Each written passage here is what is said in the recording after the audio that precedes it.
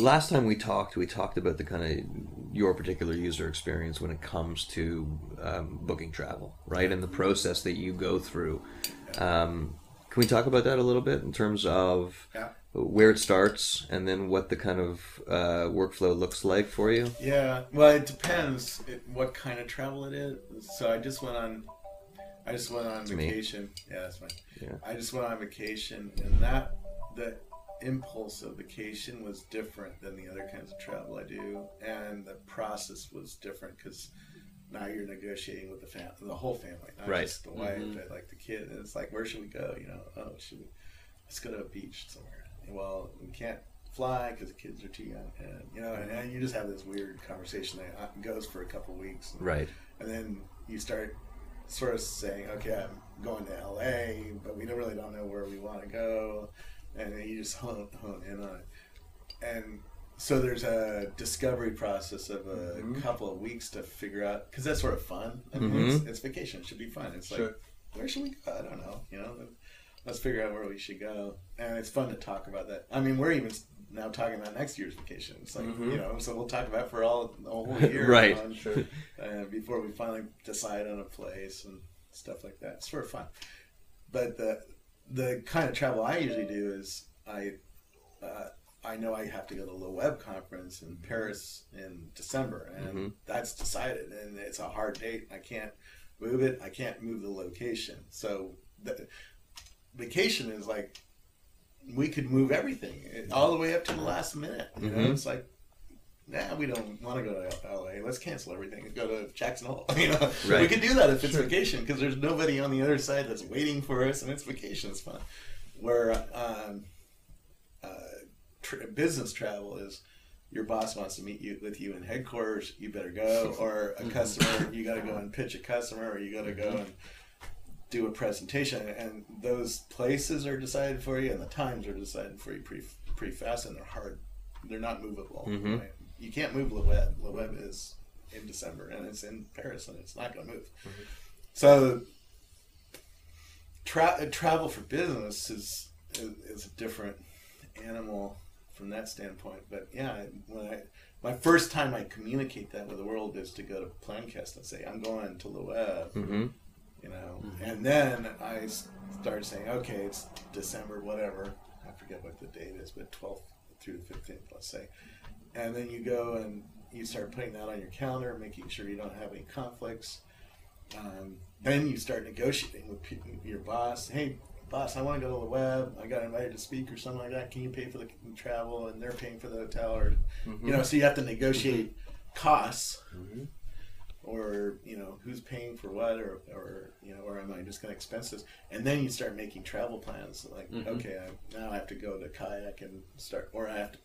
If you work for a big company, you go into their travel planner and say, find me a flight on these days. There's also this question of disposable income, right? When you're making your entry into Plancast, you've got the greatest amount of cash related to that trip. By the time you hit the four square check, that's not discretionary. That's like when you travel, you're going to spend money, because one, you have to buy a flight. If you're going to go to Paris, you got to fly there. Right. No alternatives, unless you want to swim all the way. That's that. They have an app for that. Yeah, I don't think so. Yeah. And you're going to buy a hotel, and you're probably going to have a few dinners there. You're probably going to have, there is some discretionary income, like, oh, I want to spend a couple extra days there, and go to the Louvre, and go to the Eiffel Tower, and and have some fun, go to some cafes, So, and that's where the discretionary piece is, but the reason you're there is to go to the Web, and that's why your boss is paying for it, and and you had to negotiate with your boss about that. But I think the point was, you'll never have more money to spend than the day you decide, right? Because then you buy your plane ticket, and that money's gone, and that money's locked in. If you went to United Airlines, Virgin America can't come in and go, hey, can you switch to us now? Sorry, I actually spent that already. But they could have gotten you 24 hours before, right.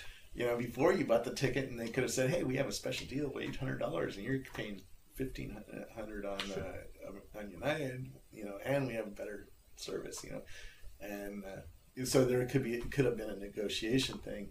I mean, that's where I think Siri's is going to be really interesting. It's like, I need a flight from San Francisco to Paris on December 15th, returning on December 19th. You know, go find me the best flight. And it'll negotiate with these services and find the best fare. And then it might come back and say, this one's a little bit more, but it's Virgin America. You know, it's Virgin. Do you want to fly Virgin or do you want to fly United?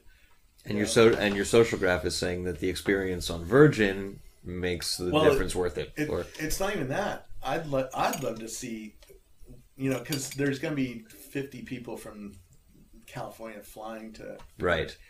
Which planes are they all on? You know? Right, sure. Which planes with Wi-Fi? And so that's where you get weird privacy stuff, right? Because it's like, you know, if let's say Ashton Kutcher's keynoting it in Paris, he doesn't quite want every fan of his in the world to know he's going to fly, you know, Virgin America on this date, right? Because they'll all bombard him, right? But maybe he, you know, I mean, when we had lunch, he checked in on Foursquare, and nobody came and attacked us, you know. But sitting in the restaurant, I would imagine heads were turning. Yeah. Again, this is California. I mean, we were out at dinner with Chameleon Air last night, and girls were screaming. It's like, wow, man, this guy is a rap star. Maybe they're screaming at you. No.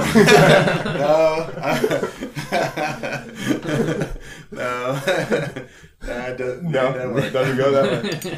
I want to talk about your calendar usage for a second. Yeah. Last time we talked about calendars, you seem to be dialed in. You're using all kinds of calendaring platforms. Yeah. I want to talk about differentiators for a second.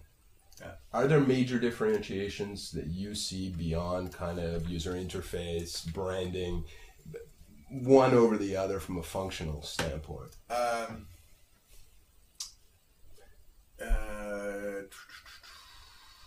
Yeah, I'm stuck on Google Calendar now, partly because every device syncs well. I mean, my iPhone syncs with it, my iPad syncs with it, my Android devices sync with it. Yeah. You know, obviously Google's going to sync with their own calendar, right? You know, and Windows and Mac and everything syncs with it, so I can use it no matter where, and I can use your computer and use it, right? So it's great to have a cloud-based calendar. And it's going to be hard to rip that away because even if you designed a better calendar with PlanCast information or TripIt integration, which actually there is some TripIt integration already. I mean, if you look at next week, you can actually see what TripIt did. So TripIt put these things in, rental car, and I actually overlaid my Foursquare data, which is an interesting visualization. You start to see where you checked in vis-a-vis where you're supposed to be at what times. Yeah. But kind of coming back to your point, a paradigm shifting calendar, let's assume that more or less they're all in the same bucket. I mean, I understand all of the kind of salient points you're making as far as Google Calendar is concerned, even amongst the early adopters, which are kind of sitting at the top of that heap. What's your sense on the kind of openness and the ability to adopt something that radically changes the way we look at our time and the way we manage our time? It's going to be tough. It's going to be tough to get me away from this right now because of the lock-in of iPhone and Android and iPad and Windows. Sure. It has to work everywhere, and it has to be built in. I mean, if you could convince Steve Jobs to put your new calendaring as the key calendaring, you know. And I don't think that's going to be an easy thing to do, because I know how Steve works. He's changing mobile me to be Tungle me, no? Yeah, I wish. You know, I mean, it's just really going to be tough. I mean, that's why I like Tungle, because it uses Google Calendar. It doesn't try to replace it. It doesn't try to go, no, you can't use Google Calendar. Sorry.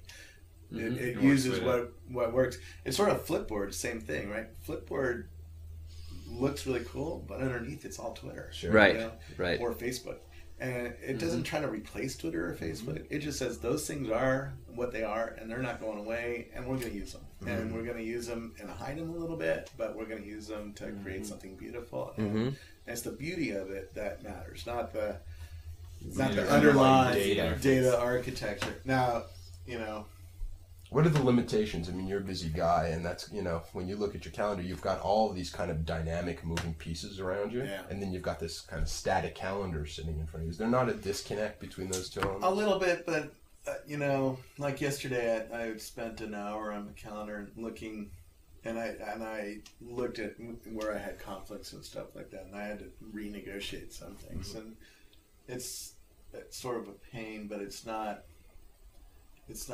painful enough, to get me to. I'm not sure that the pain is enough, and it's certainly not for most people.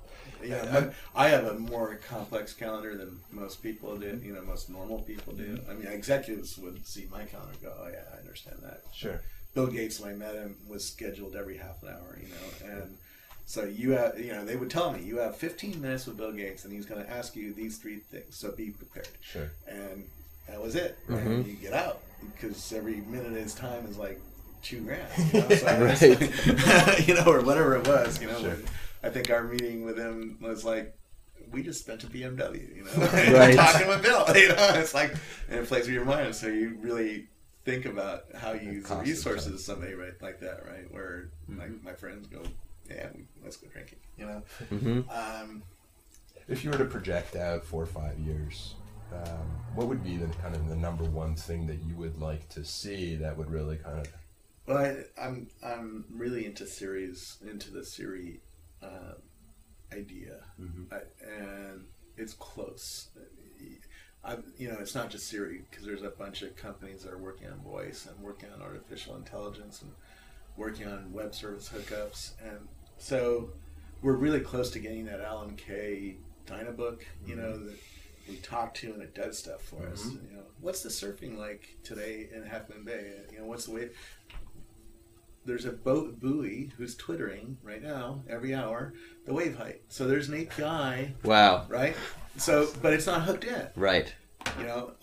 How many people are checked in on Foursquare at the TechCrunch conference that's going on right now? There's an answer for that. There's an API for that, but it's not hooked in. What if it is? What if you could talk to something and find out an answer to everything you want to do?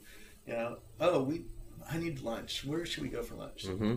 Hey, talk to this thing. Can you get us a reservation for noon? It's the Trello for 4 people. And we'll go and find out, oh yeah, they have an open table for you. Want to make the reservation? Sure. And it'll go and put that in the open table and lock it off on their device, Sure. And then tomorrow morning, I want a massage, at the Ritz, Is there a spot open? Sure. And it'll go and talk to the Ritz. Come back and say, yeah, there's a spot open. But that data can also be proactive at the same time, right? In the sense that you can wake up in the morning. That's called advertising, the new kind of advertising, right? Because I didn't know I wanted a massage, but the Ritz could say, hey, you know what? We know you're down the street. Right. We have an open slot, and we'll give you 50% off. Because we have. And we know you have an open slot. Yeah. But even in terms of... Even better, right?